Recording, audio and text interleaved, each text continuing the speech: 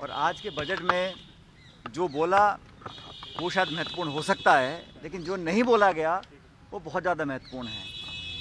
गरीब, युवाओं और बेरोजगारों के बारे में एक शब्द भी वित्त मंत्री महोदय ने बोला नहीं।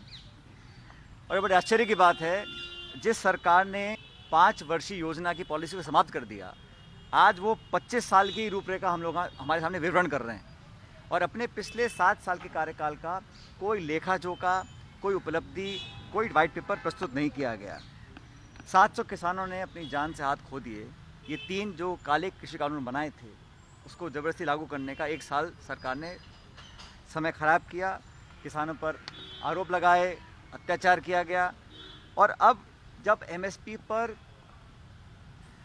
कानून बनाने की बात वो कर रहे हैं, मुझे बड़ा दुख हुआ जब सरकार ने पिछले साल एमएसपी के लिए 2,42 लाख करोड़ का बजट रखा था। इस बार घटा के वो 2.37 लाख करोड़ कर दिया है। मतलब पिछली बार से कम प्रावधान रखा बजट में एमएसपी पे खरीद करने के लिए। दूसरी तरफ चीन लगातार आक्रमण करते हुए हमारी सीमाओं के अंदर घुसता चला जा रहा है और जो डिफेंस का बजट था, जीडीपी का 2.6% पिछले साल था, इस साल 2.2 रख दिया गया है। और 1,22,000 पद आज फौज में पद खाली पड़े हैं। 10,000 पद अफसरों के हैं जो भरे नहीं गए। तो लगातार हमारे सुरक्षा ढांचा को बजाय मजबूत करने के उसको कमज़ोर होने दिया जा रहा है। 2 करोड़ रोजगार देने का वादा इसी बीजेपी सरकार ने किया था, वो दूर दूर तक कहीं पूरा होता दिख नहीं रहा है। वित्तीय घाटा 6.8% हो गया और जो रेवेन्यू बढ़ा है ये खपत से नहीं बढ़ा है, ये दाम और जीएसटी बढ़े हैं इसलिए रेवेन्यू बढ़ा है। लोगों की जेब से पैसा गायब हो रहा है और नोटबंदी से पहले 17 लाख करोड़ रुपए की नकद करेंसी सर्कुलेशन में थी, जो आज बढ़ के 29 लाख हो गई। तो काला धन कहाँ समाप्त हो रहा है, ये आंकड़े सरकार को बताने चाहिए।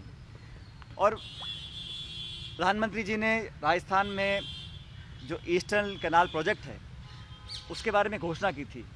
आज इस बजट में एक बार फिर राजस्थान को जो ईस्टर्न कैनाल के लिए एक नेशनल प्रोजेक्ट डिक्लेयर करने की हम उम्मीद लगाए बैठे थे, राजस्थान के 25 सांसद भाजपा के हैं और प्रधानमंत्री जी ने वादा खुद राजस्थान की ज़मीन पर किया था।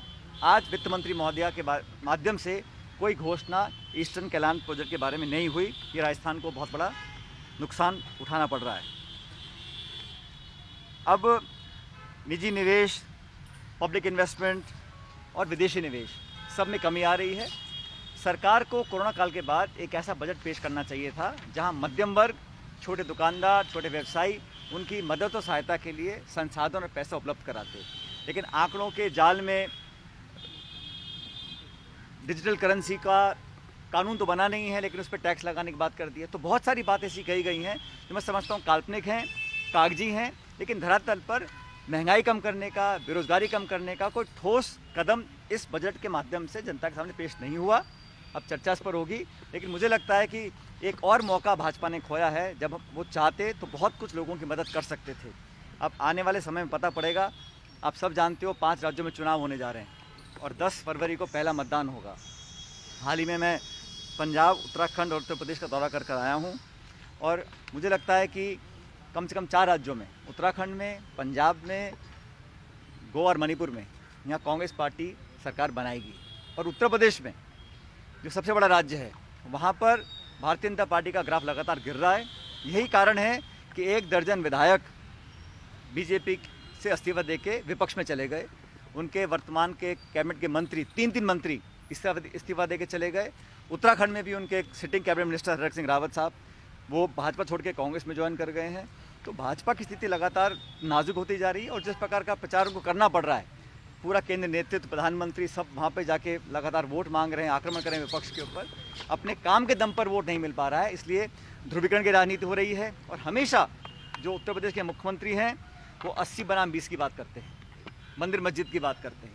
जब उनको लगता है कि चिकित्सा, स्वास्थ्य, शिक्षा, किसी क्षेत्र में वो कामयाब नहीं हो सके हैं, खासकर रोजगार में, और कोरोना के बाद जो लाशें बहीं गंगा के अंदर हम सब ने देखी हैं, उस हालात को नियंत्रण में नहीं कर पाए, इसलिए अंत में जाके वो ध्रुवीकरण की राजनीति करते हैं, विवादित बयान देते हैं।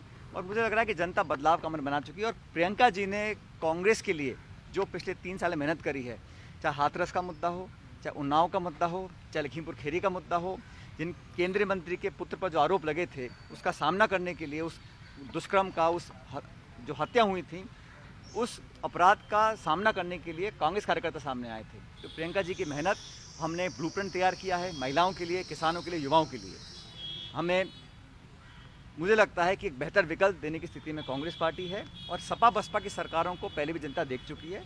परिणाम 10 मार्च को आएंगे, लेकिन मुझे लगता है कि कांग्रेस की स्थिति बहुत बेहतर रहेगी और जनता कांग्रेस को मौका देने का काम करेगी। तो सर, ये बजट को हम क्या समझे, बैलेंस बजट चले या बिल्कुल निराशाजनक हो या पॉलिटिकली मोटिवेटेड है? देखिए, बजट एक स्टेटमेंट ऑफ अकाउंट्स होता है, इसको आप कैसे भी पढ़ सकते हैं, लेकिन जो मंशा है, जो उसका फोकस है, वो मिसप्लेस्ड मुझे लगा।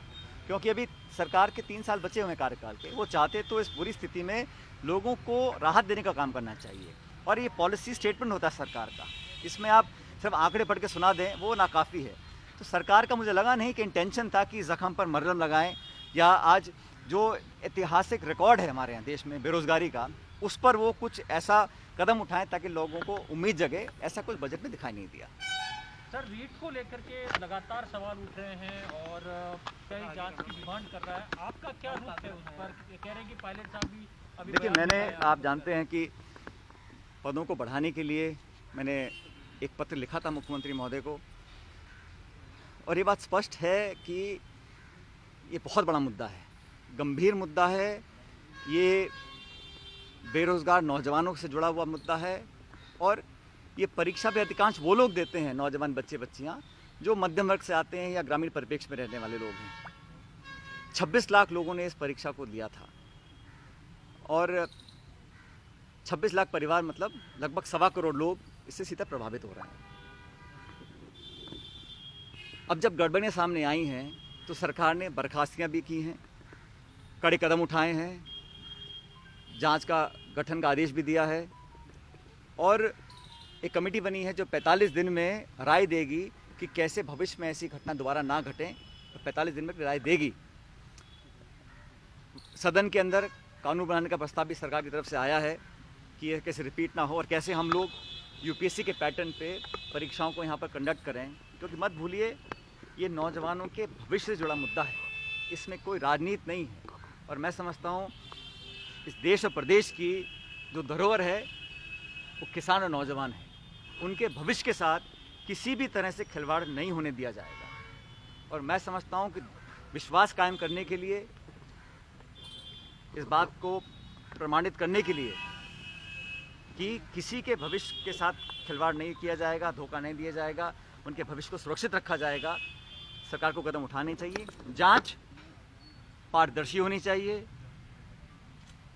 समयबद्ध तरीके से होनी चाहिए, और अगर कोई भी दोषी पाया जाए, कोई कितने बड़े पद पर हो, कितना बड़ा प्रभावशाली व्यक्ति हो, उसका उदाहरण बनकर सख्त से सख्त सजा मिलनी चाहिए।